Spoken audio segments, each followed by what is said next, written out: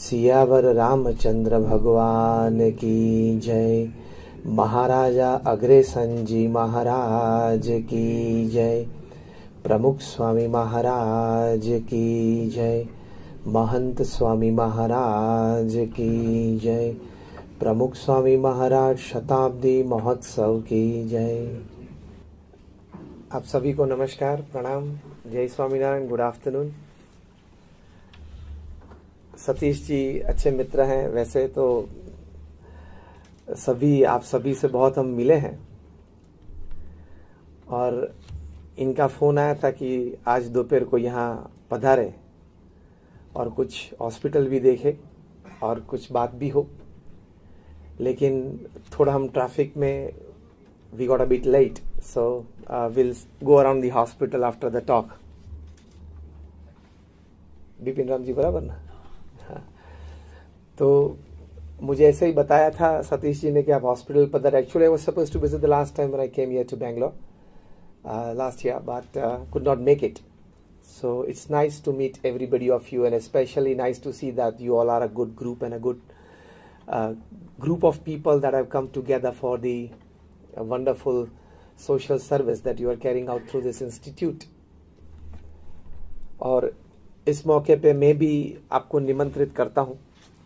गुजरात में हमारी भी ऐसी बहुत बड़ी हॉस्पिटल्स कहीं हैं, तो कभी आप में से कोई मैनेजमेंट में से, पास्ट प्रेजेंट प्रेसिडेंट्स में से, फ्यूचर प्रेसिडेंट्स जो यहाँ बैठे हैं, जो भी आप गुजरात पधारे तो अवश्य मुझे कॉल करें।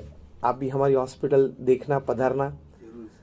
हाँ, वो तो क्या है, परस्पर एक दूसरे को मिलने से, एक दूसरे को जानने से, एक दूसरे की संस्था और सेवाएं जानने से दोनों को एक दूसरे में से कुछ न कुछ सीखने मिलता है, प्रेरणाएं मिलती है। मैं भी दो अच्छी बात यहाँ से लेके वहाँ जाऊँगा। तो सतीश जी ने बताया कि कुछ ऐसी उन्होंने ये टॉपिक मुझे दे दिया है, work efficiency and time management, और वही बात सही है।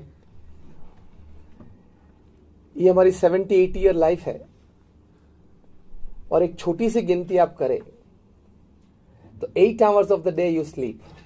हम 8 घंटा तो सोते हैं।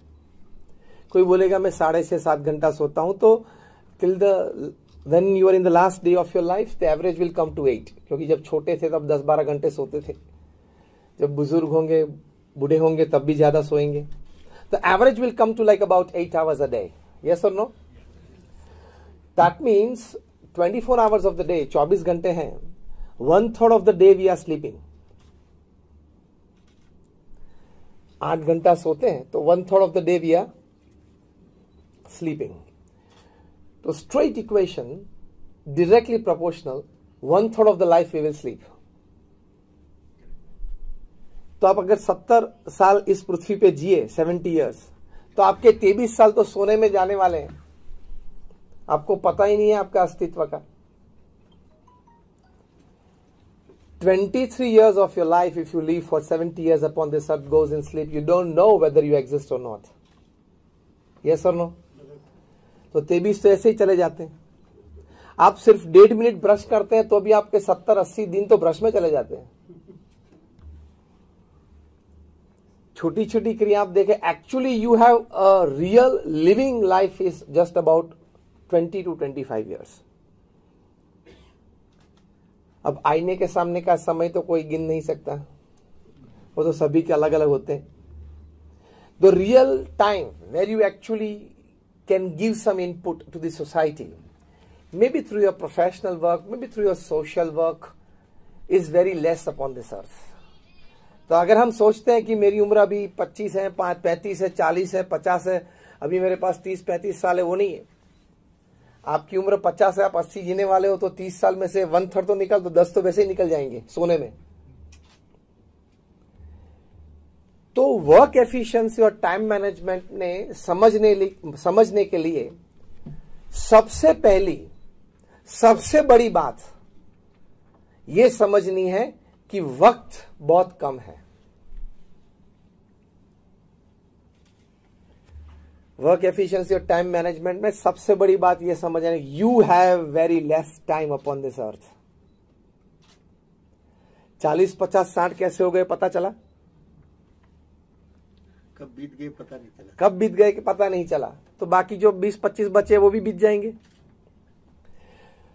तो the important aspect is the basic understanding that we as humans, we have very less time upon this earth. 70-80 years is nothing in this world which moves with a very fast pace, in this world which is very competitive. इसमें 70-80 साल कुछ भी नहीं है, ऐसे चले जाते हैं। रोज पृथ्वी पे से 1.5 लाख लोग विदा लेते हैं, 24 घंटे में 1.5 लाख। 24 घंटा मतलब 86,200 सेकेंड्स, उसमें 1.5 लाख लोग, मतलब हर 2 सेकंड 3 लोग विदा लेते हैं। Every 2 seconds 3 people leave this earth. तो हमने जी ये फंक्शन चालू किया, जो ये बात शुरू हुई वो करीबन 1:10 को शुरू हुई थी, 1:35 होने आई, 25 मिनट हुई, 25 मिनट में मतलब 1500 सेकंड हुई, और 1500 सेकंड में करीबन 2200 लोग इस पृथ्वी पे से चले गए। I am talking of the last 25 minutes. This to realise in your day-to-day practices and daily practical life, once in the morning you have to tell yourself, एक बार तो सुबह में अपने आप को कहना ही है कि मेरे पास समय बहुत कम है। Yes or no? मैं चाहूंगा आप एक बार अभी बोले, मेरे पास समय बहुत कम है। And this is a fact, it's a reality. तो उस कम समय में हमें कुछ ऐसा करना है कि हमारी सांसारिक जवाबदारियां भी हमें अच्छी तरह से निभाएं, कुछ सेवा प्रवृत्ति में भी हम लोग प्रवृत्त हो, ताकि समाज को कुछ निस्वार्थ भाव से दे सके, जो भी क्षेत्र में, और हमारा चारित्र का गठन भी ऐसा हो कि हमारे आसपास के लोग जो हैं, जो मित्र हैं, संबंधी हैं, उनको भी एक पवित्र चारित्र की प्रेरणाएं दे सके। तो ये कम समय में हमें ये 3 बात करनी है, which is called work efficiency and time management. पहली बात, सांसारिक जवाबदारियां बराबर निभानी है, उसमें नौकरी, धंधा, व्यापार, परिवार, मित्र सब आ जाते हैं, वो सब सांसारिक जवाबदारी है।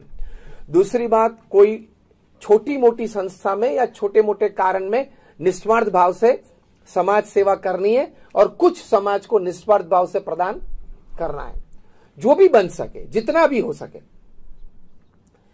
और तीसरी बात यह है कि हमारा जीवन इतना पवित्र हो, शास्त्र के आज्ञा अनुसार हो, मतलब हमारा चारित्र का ऐसा निर्माण हो कि हमारे आसपास के 2-5-25 लोग ऐसे हैं जिनको हम प्रेरणा रूप बन सके, ताकि भविष्य की पीढ़ी में भी ये संस्कार आगे चलते रहे।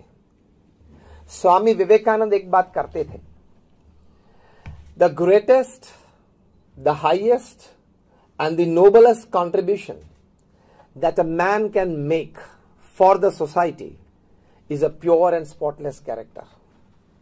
तो ये 3 बातें हमें कम समय में करनी है। पहली बात आती है हमारी सांसारिक जवाबदारियां निभाने में, उसमें वर्क एफिशिएंसी और टाइम मैनेजमेंट है, वो ठीक ढंग से करे तो आप जितना आपके मन में है, जितने ख्वाब आपने देखे, उससे 2 गुना, 3 गुना और कई बार तो 5 गुना भी काम कर सकते हैं, अगर आपने एफिशिएंटली काम किया तो और टाइम मैनेजमेंट से काम किया तो। नॉर्मल व्यक्ति जो काम करता है रूटीन में, उससे 2 गुना, 3 गुना और 5 गुना भी आप कर सकते हैं। ये प्रिंसिपल्स अप्लाई होने चाहिए। उसमें सबसे पहली बात आती है कि कठिन परिश्रम से कभी न डरे। कठिन परिश्रम का कोई विकल्प नहीं है।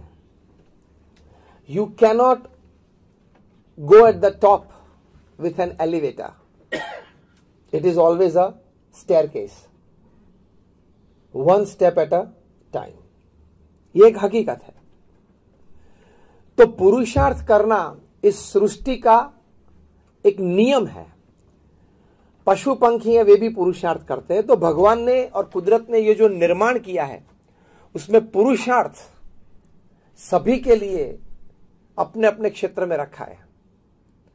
हम मनुष्य तो हमारे पास खाने पीने की व्यवस्था तो पूरे साल की है, तो हम खाने पीने के लिए ज्यादा दौड़ते नहीं है, तो हम पैसे ज्यादा बनाने के लिए या स्टेटस ज्यादा बनाने के लिए, प्रसिद्धि ज्यादा के लिए दौड़ते हैं। पशु पंखी वे सुबह उठ के दौड़ते हैं अपना पेट भरने के लिए। अफ्रीका की जंगल में एक कहावत है, every morning when the sun rises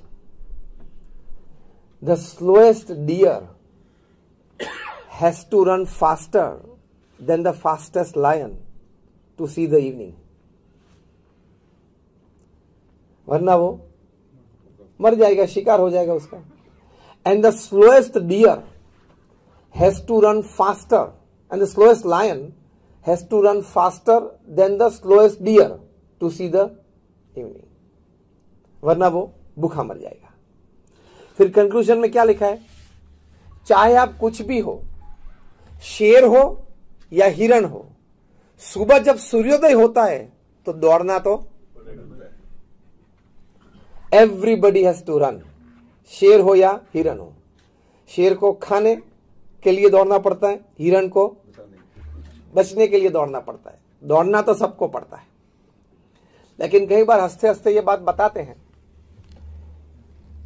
कि a poor man runs for bread and a rich man runs to digest his bread, लेकिन ही रन्स, वो दौड़ता तो है। तो एक परिश्रम जीवन में करना है, क्योंकि अगर आपने जीवन में अपने कार्य क्षेत्र में यथार्थ पुरुषार्थ नहीं किया तो जीवन का संतोष नहीं मिलेगा आपको। संतोष के लिए बहुत जरूरी है अंतिम समयों में, when you are in the last stages of your life, उस वक्त एक बहुत बड़ा संतोष ये होता है कि मैंने अपने व्यवसाय में पुरुषार्थ करके सांसारिक जवाबदारियां बराबर निभाई, परिवार को ठीक ढंग से रखा, 2, 5, 15 मित्र को मदद भी की, और पुरुषार्थ करके मेरे परिवार में आगे नौकरी धंधा अच्छा बढ़ सके, ऐसा कुछ एक प्लेटफॉर्म सभी को दिया। तो ये पुरुषार्थ करना बहुत जरूरी है। वर्क एफिशिएंसी से पहले वर्क की बात मैंने की, फिर अभी एफिशिएंसी की बात करूंगा। पहले तो काम की बात है, काम जो करना है वो व्यवस्थित करना है। हमारे गुरु थे प्रमुख स्वामी महाराज, इन्होंने कितना पुरुषार्थ किया, तभी हमारी ये जो संस्था है वो इतनी विश्वव्यापी बनी है। आज दुनिया की प्रथम 10 संस्था में से एक संस्था है ये। आप BAPS.org हमारी वेबसाइट आप देखना। अक्षरधाम तो आप सब गए हैं। ऐसे 1300 धर्मस्थान और 80 से ज्यादा ऐसी सेवा संस्थाएं खड़ी की सिंगल हैंडेडली। सिर्फ कंस्ट्रक्शन आप समझ लो तो भी कोई व्यक्ति के लिए असंभव बन जाता है, लेकिन उनमें एक भगवान की शक्ति का संचार था। सफल संचालन भी किया। आप हॉस्पिटल में यहां डॉक्टर्स रहे, medical staff, paramedical staff, administrative staff, non administrative staff, सभी को यहां लाना, उनको संतोष देना, काम का, तनख्वाह का, एक बड़ी जिम्मेदारी लगती है ना, और कितना उतार चढ़ाव रहता है। तो हमारे जैसे 1300 संतों को दीक्षा दी उन्होंने, और full time social service and full time spirituality में जोड़ दिया। तो ये भी एक बहुत बड़ी सिद्धि है। आपको 1300 व्यक्ति qualified, young qualified, academically bright, cultured, ऐसे 1300 फुल टाइम मुफ्त में मिल जाए तो, ऐसे 1300 लोग आपको मुफ्त में फुल टाइम मिल जाए तो ऐसी 5-10 और संस्थाएं खड़ी कर देंगे। पैसे देने वाले तो मिलते हैं, और भगवान की कृपा हमेशा रही है कि आपको अच्छे काम के लिए, पैसे के लिए कभी रुकावट नहीं आएगी। ये नहीं देगा तो वो देगा, वो नहीं देगा तो ये देगा। बड़े और अच्छे निस्वार्थ काम कभी पैसे के कारण कभी रुकते नहीं, लेकिन प्रामाणिक व्यक्ति वो संस्था चलाने के लिए मिलना वो बहुत बड़ी बात है।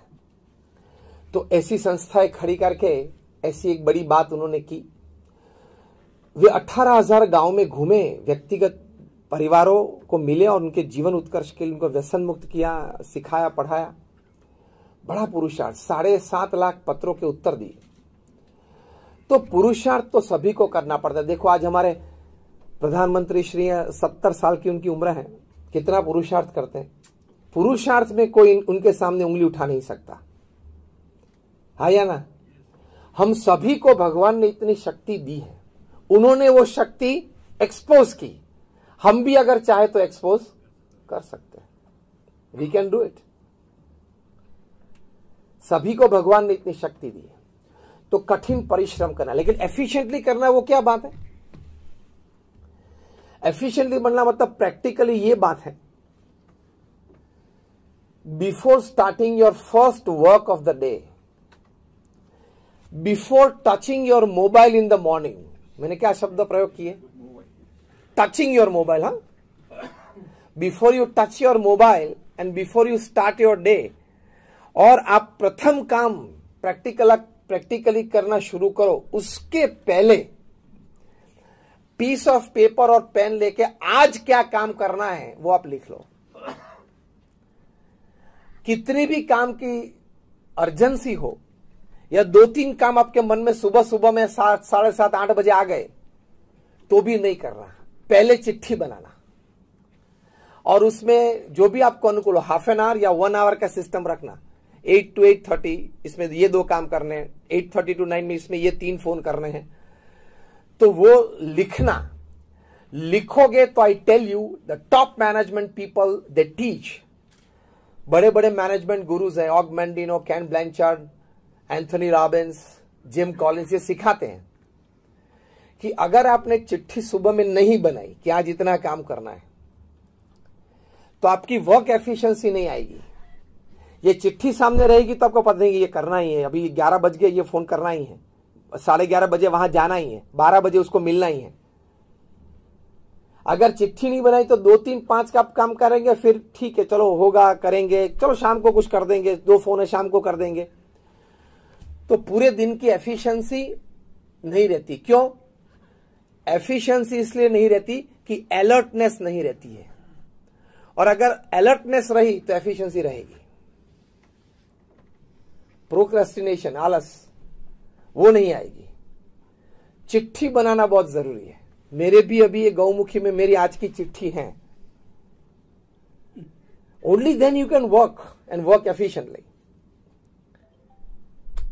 और उसमें हर 2 घंटे 15 मिनट निकाल देना।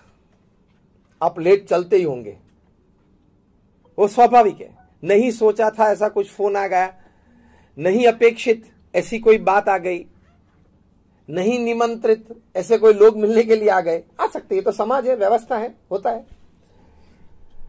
तो हर 2 घंटे में 15 मिनट निकाल देना, आप बहुत एफिशिएंटली शाम तक काम कर पाएंगे। और मनुष्य शरीर और मनुष्य बुद्धि की ताकत है, 8 घंटा 10 घंटा अच्छी तरह से काम कर सकता है। एक्चुअली आप तो सब साइंस के बैठे हो, मैं भी I am also a student of science. तो ये साइंस तो ये बताता है कि दिमाग तो कभी थकता ही नहीं है, वो तो हमारे मसल्स बॉडी के थक जाते हैं, इसलिए सोने की इच्छा हो जाती है और हम सो जाते हैं और नींद आती है। ये तो कभी बंद ही नहीं होता है। आगे वाला बंद हुआ तो पिछले वाला चालू हो जाता है और पीछे वाला आपसे वो जब उठते तब पीछे वाला बंद हो जाता है और आगे वाला जोर से चलता है। तो ये तो चलता ही रहता है। तो एफिशिएंटली वर्क के लिए एक प्रैक्टिकल यही बहुत अच्छी बात है। और एफिशिएंटली पूरा दिन अच्छी तरह से जाए, इसलिए जो टाइम मैनेजमेंट की बात है, मैं दोनों की बात अब साथ में करूंगा। इसलिए मैं एक अच्छी फॉर्मूला सिखाता हूं। मैंने 500 से भी ज्यादा जीवन चरित्र पढ़े हैं, from Nelson Mandela to Og Mandino to Winston Churchill, Mahatma Gandhi, Sardar Patel, Sachin Tendulkar, सभी के। और 15,000 से ज्यादा ऐसे छोटे मोटे कार्यक्रम में प्रवचन दिया है। अपनी संस्था में, जो हमारी इतनी बड़ी संस्था है, उसमें भी सभी प्रकार की छोटी मोटी ऐसी प्रवृत्ति में आई एम फुल्ली इन्वॉल्व। तो उससे एक फॉर्मूला मैंने डिजाइन की है, जो मैं सभी कॉर्पोरेट्स या कार्यशील व्यक्ति को बताता हूं। वो है 8+8+8 की फॉर्मूला है।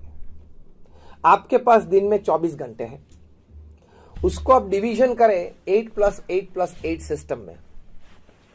प्रथम 8 घंटे हैं वो आपका निस्वार्थ मतलब निष्ठावान पुरुषार्थ,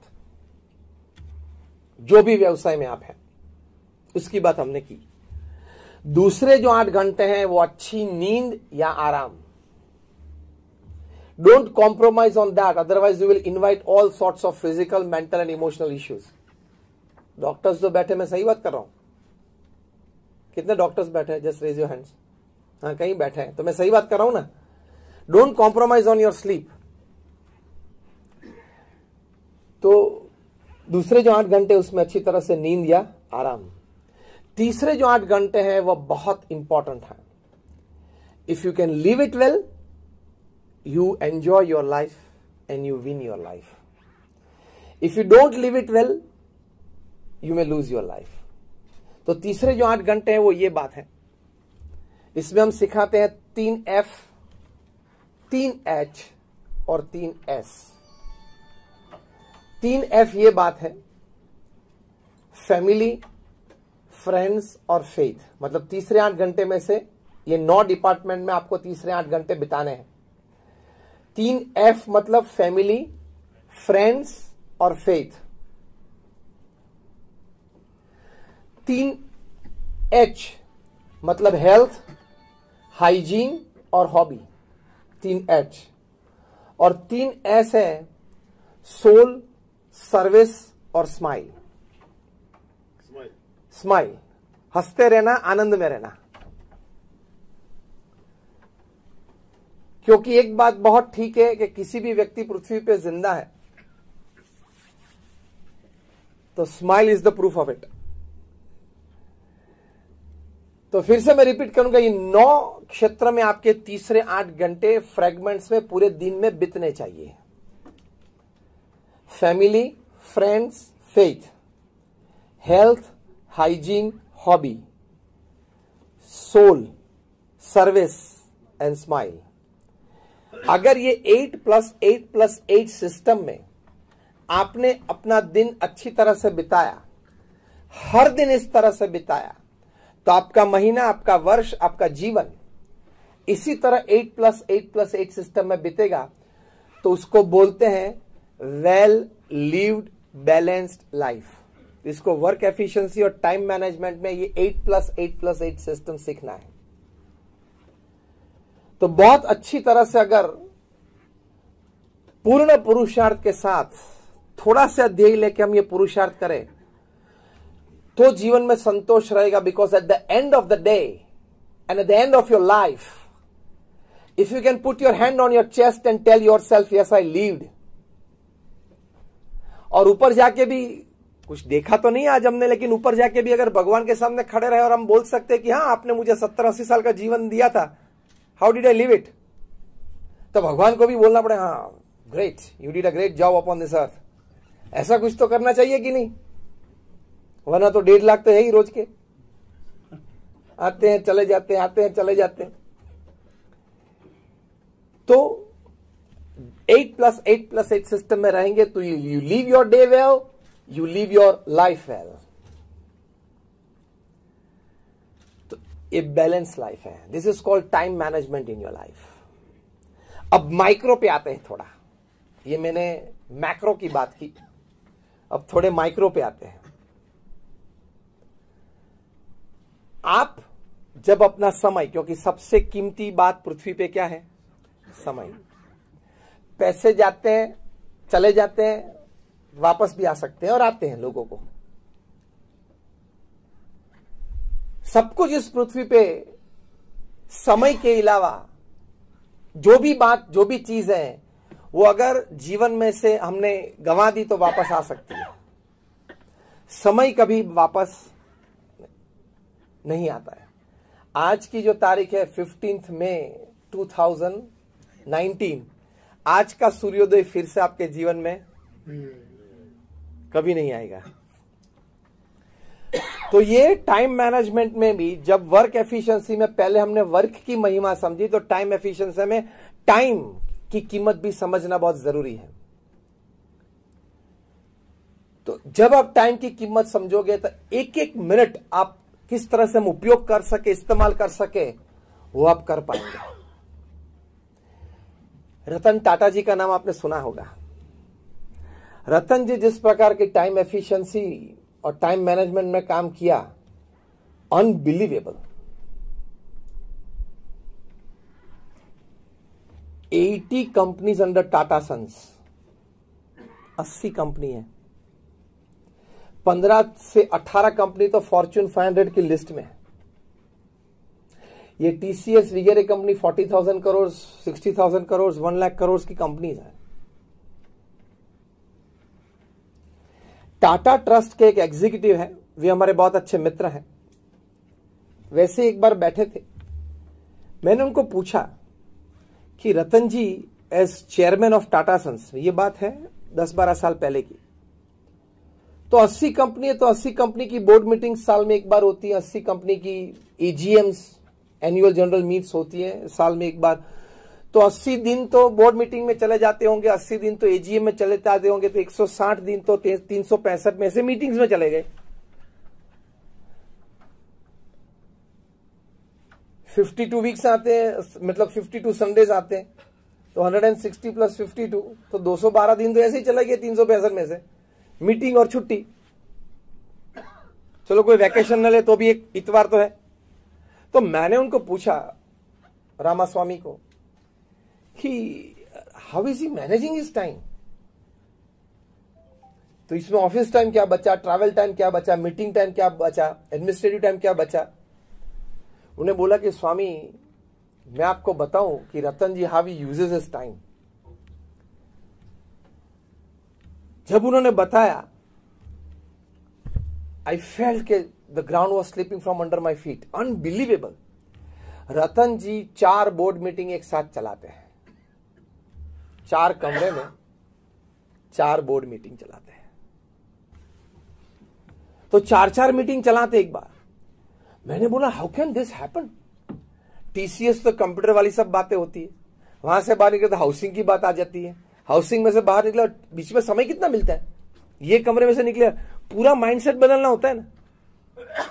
मोटर्स मतलब ऑटोमोबाइल्स, ऑटोमोबाइल्स में से कमरे में से बाहर निकले तो यहां ये कमरे में गए तो वहां हाउसिंग की बात आ जाती है।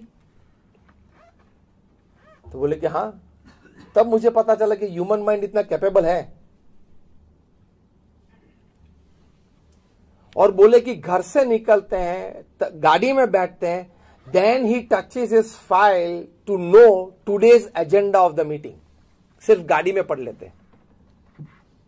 लेकिन रामास्वामी ने मुझे कहा कि एक भी प्रसंग ऐसा नहीं है, वे बोल रहे थे, मुझे कह रहे थे कि मैं 35-40 साल से उनके साथ हूं, एक भी प्रसंग ऐसा नहीं बना है कि मीटिंग पूरी होने के बाद वे कहे कि अगर यार अरे वो एक एजेंडा था वो तो रह गया, या वो बोले कि चलो अभी कोई एजेंडा में कोई बात बाकी है। एक बार एजेंडा पढ़ लिया, फिर से कभी वो पेपर उन्होंने मांगा नहीं मीटिंग में, and he works according to that agenda. कितना इन्वॉल्वमेंट होगा जब पढ़ा वो एजेंडा, मतलब कितनी फोकस्ड एनर्जी से पढ़ा होगा। This is called efficiency, work efficiency बोलते हैं। फिर मैंने वो पूछा कि लोग उनको पत्र लिखते हैं? हाँ लिखते हैं, यंगस्टर्स भी लिखते हैं और कोई बिजनेसमैन भी लिखते हैं, गवर्नमेंट में से भी लेटर आते हैं, वो तो इतनी बड़ी कंपनी आते जाते रहते हैं। मैं बोला when does he attend his letters? तो क्या स्वामी जी उसकी कहानी भी बहुत दिलचस्पी है। मैंने बोला बताओ। See how efficiently and time management this people of this level do. उन्होंने कहा जो अगले दिन सभी पत्र पढ़े हैं, उत्तर दे दिए हैं उनके 2 सेक्रेटरीज को, दूसरे दिन सुबह जब वे ऑफिस पधारते हैं रतन जी, तब एक साइनिंग रूम होती है बॉम्बे हाउस में, वहां पेडर रोड पे। पहले वो साइनिंग रूम में आते हैं और उसमें 15-20 टेबल पे जो जो लेटर्स पे साइन करना है वो लेटर्स पड़े होते हैं, ड्राफ्टिंग मशीन होता है और उसमें पेन रखी होती है। एक पेन पकड़ के साइन करे, सभी 20 लेटर में ओरिजिनल साइंस होती है, ओरिजिनल पेन से, ड्राफ्टिंग मशीन से साइन करके अंदर चले जाते हैं। 10-10:30 बजे फिर से रेस्ट रूम में जाते हैं, तभी एक बार आते या जाते वक्त साइनिंग रूम में जाते हैं, तभी 15-20-25 लेटर्स रखे जाते हैं, साइन करके चले जाते हैं। एक में साइन की, वो ड्राफ्टिंग मशीन सिंक्रोनाइज मूवमेंट से चलता है, और सभी 15-20 ड्राफ्टिंग मशीन में एक एक पेन रखी होती है, वो साइन हो जाती है। Because he has to sign 200 papers a day, 200 sign उनकी चाहिए रोज, तभी तंत्र चलता है। तो अगर 200 साइन अपनी टेबल पे लाके साइन करने का प्रयत्न करे तो वो तो एक घंटा चला जाएगा, 2 घंटा चला जाएगा। पूरे दिन में इस प्रकार से साइन करते हैं। That means 200 signatures and the total time spend is not even 15 minutes. Work efficiency, time management. मैंने बोला पत्र कब पढ़ते हैं, तो कि वो पत्र नहीं पढ़ते। 2-3 जो सेक्रेटरीज रखे सिर्फ पत्र के लिए, वो पत्र पढ़ लेते हैं, अंडरलाइन कर देते, this are the important points. मैंने बोला तब वो उनको नोटिफिकेशन कब देते, मतलब कहते कब है कि ये एक पत्र है, यहां से आया है, ये एम्बेसी से आया है, ये पीएमओ में से आया है, ये मिनिस्ट्री रेवेन्यू फाइनेंस में से ये बात आई है। जब वे अपनी ऑफिस से खड़े होके रेस्टरूम जाते हैं, ऑफिस से खड़े होकर लंच के लिए जाते हैं, ऑफिस से खड़े होकर गाड़ी तक जाते हैं, गाड़ी से ऑफिस तक आते हैं, तभी ये सेक्रेटरीज इंटरवल्स में खड़े होते हैं 2-2, 3-3 लेटर लेके कि सर बेल्जियम एम्बेसी से ये लेटर है, ये क्या करना है, एनी आंसर्स के, डू दिस। वो रिकॉर्डर साथ में लेके घूमते हैं। रतन जी जो बोल लेते हैं as an answer to this letter, it is recorded and then they write it and type it down and keep on the drafting table, signing table the next day morning. कभी ऑफिस में तो ये letters मंगवाए ही नहीं, efficiency से काम करते हैं। हमारे गुरु है महंत स्वामी महाराज, अभी उनकी उम्र 85 साल की है, he is 85। He reads and answers more than 150 letters a day. लोग उनको अपने व्यक्तिगत प्रश्नों के लिए, पारिवारिक प्रश्नों के लिए महंत स्वामी महाराज को लिखते हैं। 150 से ज्यादा पत्र पढ़ते हैं, मतलब उनके भी सेक्रेटरीज हैं, पढ़ते हैं, उनको एसेंस देते थे, वे जवाब दे देते हैं, वे लोग को लिख लेते हैं बाद में रात को, और सुबह उनके पास साइनिंग के लिए आ जाते हैं। लेकिन at the age of 85 150 letters वे साइन करते हैं रोज। ये जिम्मेदारी है इतनी बड़ी संस्था की। आप में से कौन ट्रस्टी सतीश जी 85 साल के हुए? देखो बैठे हैं, ये आदर्श है सभी के। तो आप भी जब 85-90 हो तब यहीं बैठना है। हाँ, सेवा तो सेवा ही है। जब 85 हो तब यही करना, बाकी का वो यतीश करेगा, धंधे का जो है वो करेगा। आप यहां बैठ जाना। मतलब अगर आप चाहे तो स्फूर्ति से, आनंद से, with energy you can always do social service. हृदय से अगर हो तो आपकी एफिशिएंसी बढ़ जाती है, टाइम मैनेजमेंट अच्छी तरह से बढ़ जाता है। तो ऐसी बातें, मतलब 80 कंपनीज को कंट्रोल करना, जब वे चेयरमैन थे और 40-50 साल तक वे चेयरमैन रहे। अभी तो वो चेयरमैन एमेरिटस है, एग्जीक्यूटिव चेयरमैन नहीं है रतन जी, लेकिन ये जिम्मेदारी 50 साल तक ये निभाना वो बहुत बड़ी बात होती है। मलाड में थे, मुंबई का एक सबब है मलाड, वहां थे, बहुत बारिश आ रही थी।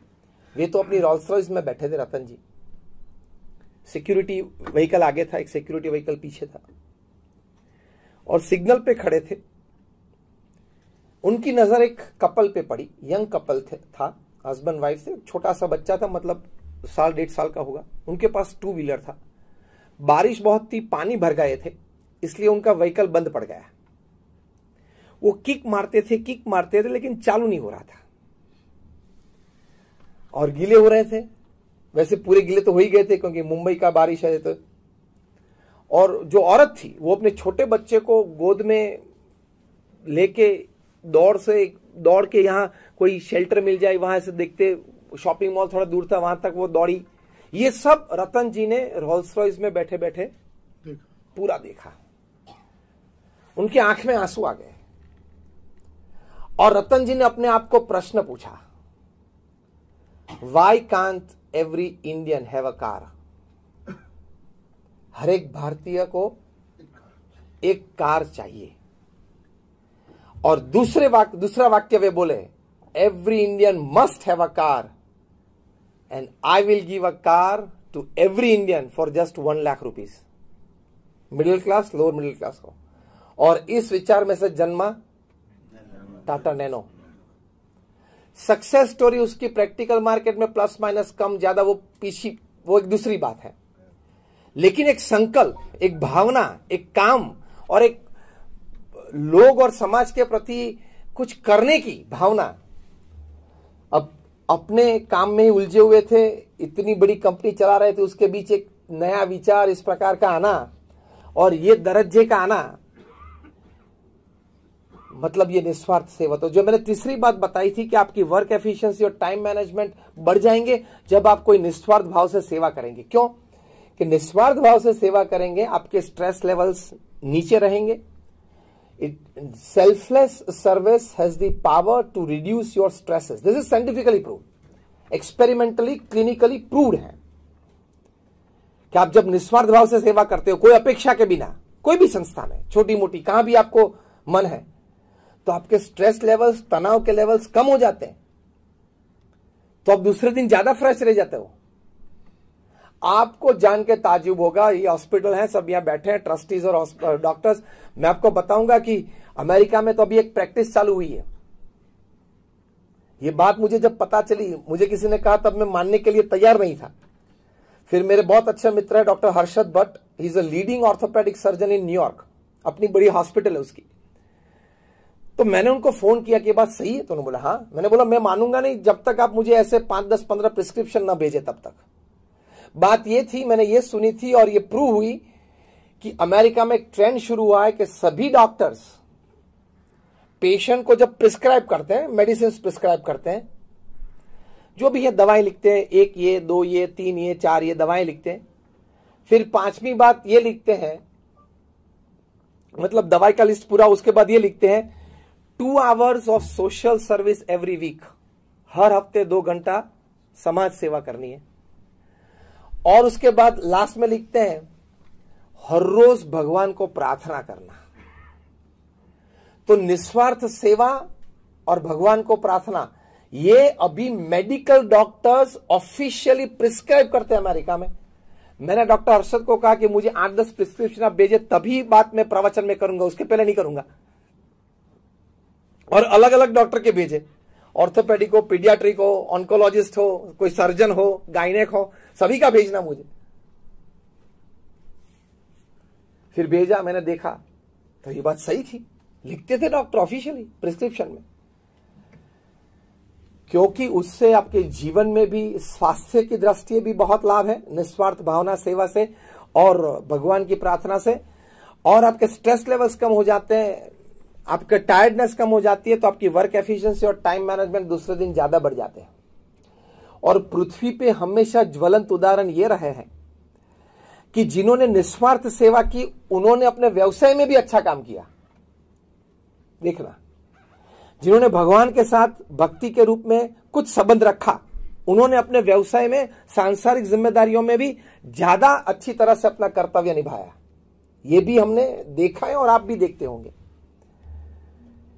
तो ये 8+8+8 की एक बड़ी अच्छी सिस्टम है, उससे ये लाभ होता है। और जब हम डॉक्टर्स हैं और एक मेडिकल यूनिट चला रहे हैं, तो doctors are the first one to believe in God. Medical क्षेत्र में, मैनेजमेंट क्षेत्र में, सोशल रिलेशनशिप गुरुज जो हैं, हेल्थ गुरुज हैं, वे सभी आज भगवान में श्रद्धा की बात करते हैं। मतलब मेडिकल क्षेत्र, मैनेजमेंट क्षेत्र, सोशल रिलेशनशिप क्षेत्र, ये तीनों क्षेत्रों में भगवान के प्रति श्रद्धा की बात बहुत बार आई है। आपको जान के शायद आश्चर्य लगेगा कि 50,000 से भी ज्यादा research papers national international seminars में पेश हुए हैं, साइंस सेमिनार्स में, by man of science, not by man of philosophy, man like us, by man of science, where they have proved experimentally, clinically, how some relation with God, connection with God, भगवान को आप प्रार्थना करें, नाम स्मरण करें, दर्शन करें, इससे आपको फिजिकल, मेंटल, इमोशनल लाभ कितने होते हैं, ये प्रूव हुआ है। 500 से ज्यादा की कॉपी तो मेरे पास है 50,000 में से। तो आपको जीवन में अच्छी तरह से सफलता और संतोष, ज्यादातर मैनेजमेंट गुरुज आज सफलता की बात करते हैं, success in life. When I talk I से सक्सेस प्लस सेटिस्फैक्शन। सभी सक्सेस सेटिस्फेक्शन में रूपांतरित नहीं होते हैं। Even after being a most successful person in some of the fields, people commit suicide. ये परिस्थिति होती है। मतलब आप सक्सेसफुल हुए लेकिन संतुष्ट नहीं हुए, तभी तो ये बारी आई। तो उसके लिए भगवान के साथ संबंध रखना बहुत जरूरी है। तो आपकी वर्क एफिशिएंसी बढ़ेगी, वर्क रिजल्ट भी बढ़ेगा। कि जो सर्जन्स हैं उनको ऐसे अनुभव हुए हैं, सभी जो डॉक्टर्स यहां बैठे हैं, सभी जो मेडिकल लाइन से संबंधित व्यक्ति जो यहां हैं, मैं आपको एक बुक सजेस्ट करता हूं। डॉक्टर बर्नी सीगल ने यह बुक लिखी है। डॉक्टर बर्नी सीगल, उन्होंने यह बुक लिखी है और बुक का टाइटल है love, peace and healing. Love, peace and healing. इस पुस्तक में उन्होंने हकीकत जो प्रसंग बने हैं उस प्रसंग डिस्क्राइब किए हैं, और इसी बुक का प्राइम टाइम अमेरिका में टीवी शो हुआ था। प्राइम टाइम टीवी शो हुआ था और सभी को पेश किया था उन्होंने मंच पे। कहीं सही बातें उसमें लिखी है, रियल एग्जांपल्स लिखे। मैं 2 मिनट में एक एग्जांपल आपके पास रखूंगा। बात यह बनी कि कैलिफोर्निया में, लॉस एंजलिस में कोई एक लेडी थी, उनकी उम्र होगी शायद 70-75 साल की, अकेली थी। उसको एक विचार आया कि मुझे कुछ समाज सेवा करनी है, अभी थोड़ी तंदुरुस्त हूं, कहां जा सकती हूं तो कुछ करे, क्या करूं क्या करूं क्या करूं। बहुत श्रद्धा वाली थी वो। बाजू में कैंसर हॉस्पिटल थी, वहां जाके डॉक्टर को, ऑन्कोलॉजिस्ट को वे मिली और कहा कि मुझे कुछ सेवा करनी, I want to pray for the patients. और तो कुछ, मैं 75 साल में अकेले हूं, कुछ नहीं कर सकती हूं ज्यादा, लेकिन प्रार्थना तो कर सकती हूं। तो आप मुझे जो 4th स्टेज कैंसर वाले हैं उनके फोटोग्राफ्स आज मुझे दे। मैं घर में, अपने घर मंदिर में, घर में जो हमारा छोटा सा जो देवस्थान होता है, वहां देवस्थान में ये फोटो भी भगवान के साथ रखूंगी, और जब मैं प्रार्थना करूंगी, भगवान को अपनी पूजा करूंगी, तब इनके लिए भी करूंगी। तो डॉक्टर ने कहा हाँ भाई ठीक है, चलो, इसमें कोई नुकसान तो है नहीं। उन्होंने 2-3 फोटोग्राफ्स उनको दिए कि ये पेशेंट अभी मेरी हॉस्पिटल में 4th स्टेज में, और महीने में, 4 महीने में शायद उनकी मृत्यु निश्चित है। घर जाएगी, वो रखेगी, प्रार्थना करेगी, और प्रार्थना में भगवान को कि इनके छोटे बच्चे हैं, बीबी हैं, छोटा सा संसार है, आप कृपा करें, इनको रोग मुक्त करें, ऐसी प्रार्थना करती थी। फिर अपने आप को इमेजिन करती थी कि मैं डॉक्टर बन गई, और डॉक्टर बन के मैं उनके शरीर में प्रवेश करती हूं, और उनके ढेर सारे जो कैंसर के जम्स है वो एक ही जगह पे जमा हुए हैं, और मेरे हाथ में एक बहुत बड़ा पौधा है, मैं लेके सबको बाहर निकालती हूं, और अभी वो कैंसर मुक्त हो गया। Just imagination. माइंड पावर कितना है मैं आपको बोलता हूं। ये मैं कोई इमेजिनेशन की बात नहीं कर रहा हूं। डॉक्टर बर्नी सीगल, पुस्तक का नाम है लव, पीस एंड हीलिंग। बहुत प्रसिद्ध पुस्तक है मेडिकल फैटर्निटी में। तो 2 महीने के बाद वो वापस गई तो ये तीनों पेशेंट डिस्चार्ज में थे। तो पूछा क्यों भाई? पता नहीं क्या हुआ मिरेकल, लेकिन उनके अभी लास्ट रिपोर्ट दो बार निकाले, कैंसर ही नहीं है उनको। 4th स्टेज कैंसर से वापस आए। फिर उन्होंने ये प्रैक्टिस चालू रखी। डॉक्टर बर्नी सीगल ने ये पुस्तक में लिखा है 36 से ज्यादा कैंसर पेशेंट्स को सिर्फ प्रार्थना से उन्होंने नॉर्मल कर दिया। इतनी ताकत हमारे माइंड पावर में भी है, गॉड पावर में भी है, उन दोनों के कनेक्शन में भी है। अगर यहां अग्रेसन हॉस्पिटल में से 50 कैंसर पेशेंट्स वापस अच्छे होके जाए तो आपकी इज्जत कितनी बढ़ जाएगी बेंगलुरु में? टेल मी यस और नो। तो इसमें आप प्रार्थना के एलिमेंट जोड़ दें, दवाई भी अच्छी करें, ऑपरेशंस भी करें, ये भी करें। मैं ये नहीं बोलता हूं सिर्फ इनके पे डिपेंडेंट रहे, लेकिन add one more element, add one more treatment element. दवाई देते हैं, ऑपरेशंस करते हैं, इसके साथ प्रार्थना भी जोड़ दें, तो आपकी वर्क एफिशिएंसी, वर्क रेशियो कितना अच्छा बढ़ गया। इतने अच्छे पेशेंट्स, इतनी अच्छी रिजल्ट आती है। तो ये लव, पीस एंड हीलिंग पुस्तक में ये लिखा है। बहुत अच्छी बात लिखी। ये तो मैंने एक बात आपको की। न्यूयॉर्क में इसी पुस्तक, ये सभी को, ये पेशेंट्स को, ये व्यक्ति को डॉक्टर बर्नी सीगल ने प्राइम टाइम अमेरिकन टीवी पे पेश किया और मिलियंस ऑफ व्यूअर्स ने ये सब देखा है। न्यूयॉर्क में एक व्यक्ति का हाथ गाड़ी के नीचे आ गया और पूरा क्रश हो गया। इसमें तो कितने सारे बोन्स होते हैं छोटे छोटे, पाम में, हैंड में, सभी क्रश। ट्रक के नीचे अगर ये हाथ आ गया तो कैसा बन जाता है, एकदम ऐसा लूज हो गया है। सभी ने कहा इसमें कोई सर्जरी पॉसिबल नहीं है, इस तरह से जियो या यहां से काट दो, जो भी आपको करना है। अमेरिका में सभी बड़े बड़े ऑर्थोपेडिक सर्जन्स ने यही सजेशन किया। ये व्यक्ति ने कहा कि माइंड में बहुत पावर है और माइंड कनेक्शन विद गॉड, इसमें बहुत पावर है। अपना हाथ टेबल पे रख के, हाँ दवाई वो जो है वो लेता था, इंजेक्शन जो लेने वो लेता था, लेकिन वो इमेजिनेशन करे रोज शाम को कि God is coming to my house. And then he has started operation on my last finger first. फिर वो गॉड के साथ कॉन्वर्सेशन करेगा, भगवान जरा धीरे, हाँ पेन प्लीज सर, पेन हो रहा है, पेन हो रहा है।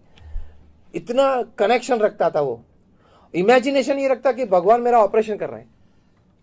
और फिर 1 घंटा ऑपरेशन चला, फिर वो अपने आप ही उस पर एक बैंडेड बांध देता था कि ये ऑपरेशन करने के बाद बैंड कर दिया, ये लगा दिया। फिर दूसरे दिन दूसरा इमेजिनेशन, अब भगवान दूसरी बार आए मेरे घर में, डॉक्टर के स्वरूप में, व्हाइट एप्रन पहना है, स्टेथोस्कोप है, आए, ये ऑपरेशन चालू किया। फिर अपने आप बैंडेड कर देता था उसको। After 40 days he could lift 20 kgs with that hand, absolutely normal, like you and me. ये प्रसंग भी डॉक्टर सीगल ने लव, पीस और हीलिंग में लिखा है। ये बात सभी सही है। तो आपको वर्क एफिशिएंसी बढ़ानी है, मतलब आपका वर्क रिजल्ट बढ़ाना है, तो एक अच्छा एलिमेंट ये भी है। सतीश जी, तो ये एक सुझाव है। अभी ये मैंने जो 2 प्रसंग अभी कहे, तो उससे ये एक सुझाव है आप सभी को, बड़े लोग यहां सब बैठे हो, तो रोज सुबह को एक टाइम फिक्स कर दो और शाम को एक 5-5 मिनट का, जो सब प्रार्थना में साथ एक साथ जुड़ जाए। सुबह में जो करे उसमें शायद ऐसे कि कोई काम में हो, इमरजेंसी में हो, ऑपरेशन में हो, ना आ सके तो वो शाम को आए। 2 बार सभी को आने की जरूरत नहीं है। एक प्रैक्टिकल बात है, सुबह में जो आ जाए वो शाम को ना आए, शाम को आ जाए वो सुबह में ना आए, अनुकूल हो, ठीक है। तो एक प्रार्थना का एलिमेंट, और प्रार्थना में सिर्फ अपने आप के लिए नहीं, when you pray for others it fructifies better and more quickly. तो आप सभी पेशेंट के लिए यहां एक प्रार्थना का एलिमेंट चालू करें। इससे प्रेरणा लेके हमने 2004 में मुंबई में एक प्रयोग किया था। 2004 में मुंबई की सभी हॉस्पिटल्स, छोटी मोटी, गवर्नमेंट, प्राइवेट, नर्सिंग होम, सभी में हमारे 2500 बच्चे छोटे, BAPS हमारी ऑर्गेनाइजेशन चाइल्ड फोरम्स के, लड़के और लड़कियां दोनों, छोटे मतलब उनकी उम्र 7, 8, 9 साल की, व्हाइट एंड व्हाइट जो हमारा संप्रदाय का ड्रेस है वो पहन के, ये 4-4 के ग्रुप में, 2 लड़के 2 लड़कियां, छोटे छोटे 4-4 के ग्रुप में, हर हॉस्पिटल में, पूरे मुंबई में, हर पेशेंट के पास जाके उसके बेड के पास खड़े रहकर उन्होंने प्रार्थना की।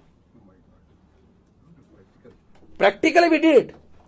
इन summer vacation of 2004, 2500 little children, boys and girls, they visited each and every hospital of Mumbai. हर एक पेशेंट के पास गए और पहले उनको बोलते थे कि हम कहां से आए, और फिर बोलते हम आपके लिए प्रार्थना करने के लिए आए। फिर वहां खड़े रह के 5 मिनट प्रार्थना करते थे कि आपका स्वास्थ्य अच्छा हो, आप जल्दी से स्वस्थ हो जाए, और फिर एक फल उनको दे के आते थे।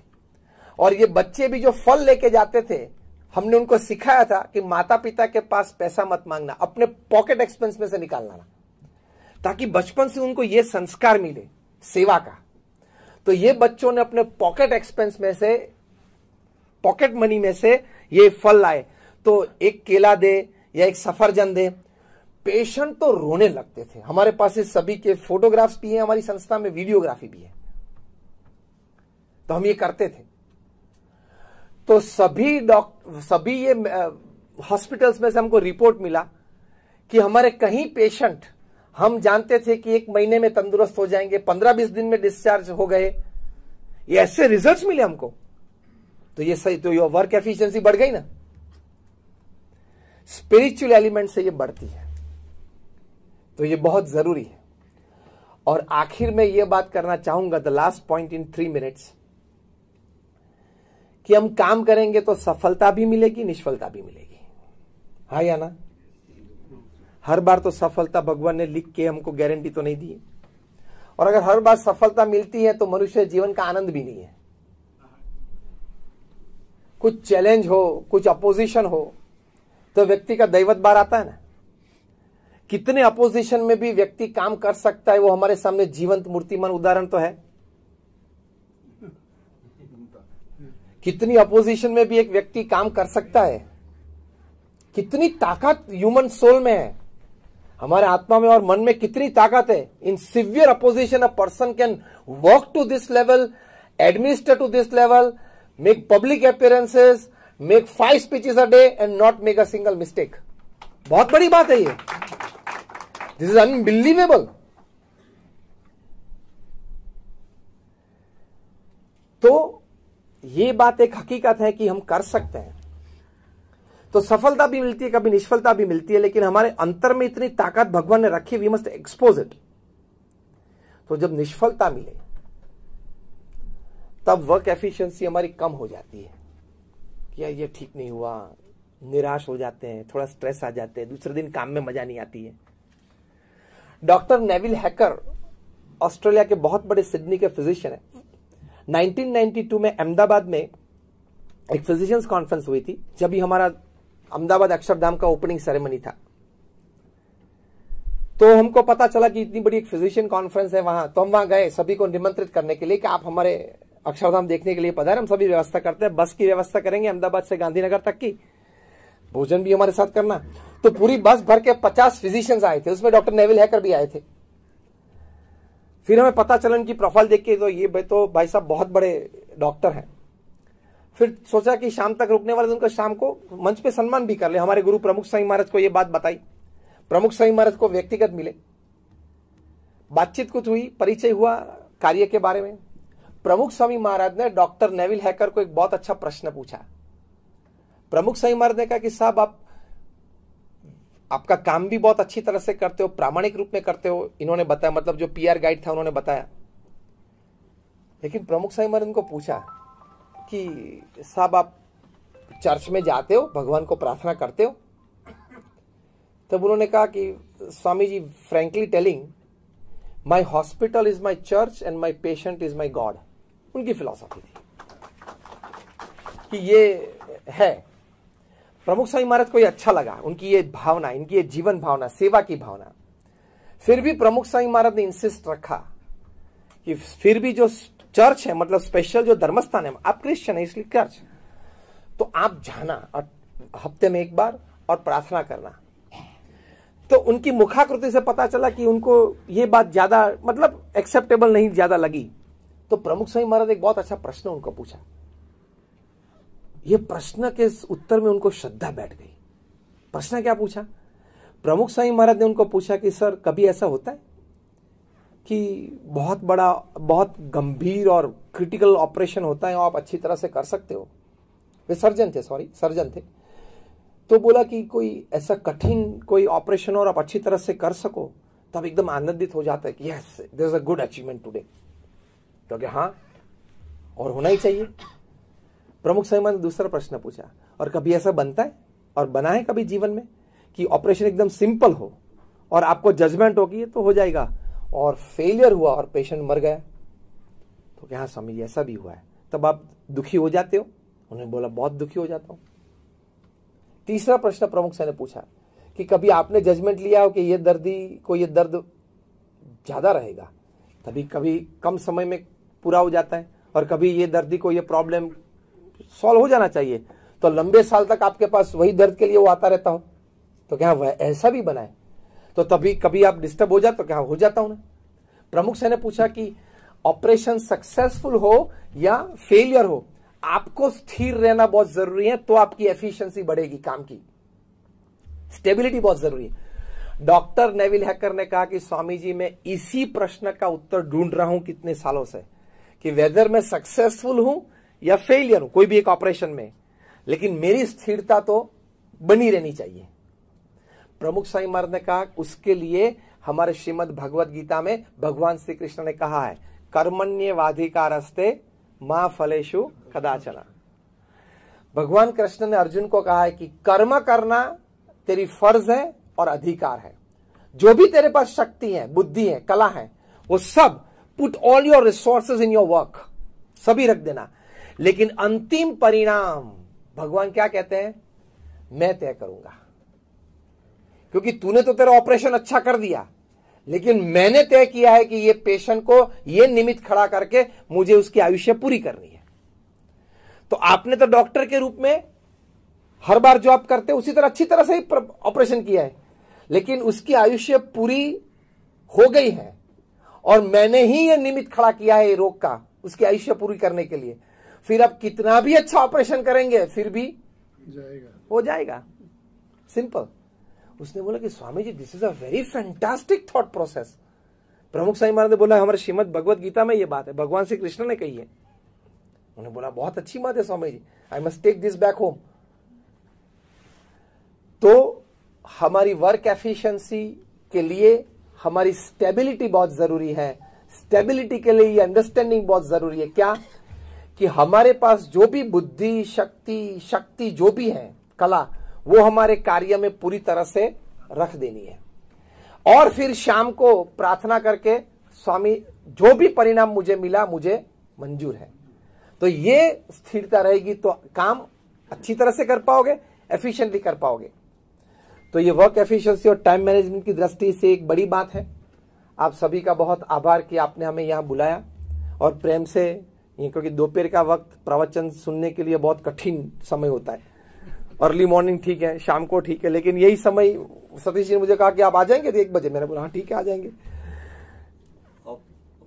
ऑफिस का वर्किंग आवर्स रहता है। हाँ इसलिए मैं समझ गया, इसलिए मैं सब कुछ समझ गया। सबने भोजन भी बाकी है, मैं समझ सकता, क्योंकि हम भी हॉस्पिटल स्कूल सभी चलाते हैं, इसलिए मुझे पता है कि ये समय क्या होता है, कैसे आ सकते हैं। तो लेकिन आप सब यहाँ पधारे। आज हम भी शुभकामनाएं व्यक्त करते हैं कि आपकी हॉस्पिटल में, यहाँ अग्रसेन हॉस्पिटल में जो भी पेशेंट आए वो अच्छी तरह से इलाज पाके और स्वस्थ होके यहाँ से जाए, ऐसी हम प्रार्थना करते हैं। और हम सभी भगवान स्वामीनारायण को और हमारे महाराजा अग्रसेन जी महाराज को प्रार्थना करते हैं कि सभी पेशेंट पे उनके आशीर्वाद रहे।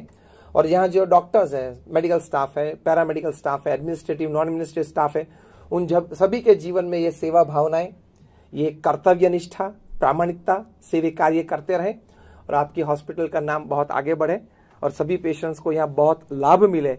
और आप जो यहाँ बैठे सभी जो व्यवस्थापक और मुख्य ट्रस्टी और प्रेसिडेंट, वाइस प्रेसिडेंट, आपकी नेक्स्ट पीढ़ी में भी ये भावनाएं चालू रहे और 25 साल के बाद आपकी नेक्स्ट जनरेशन यहीं बैठी हो इसी प्रकार की व्यवस्था में, ऐसी भी हम प्रार्थना करते हैं। आप सभी का आभार, नमस्कार और जय स्वामीनारायण।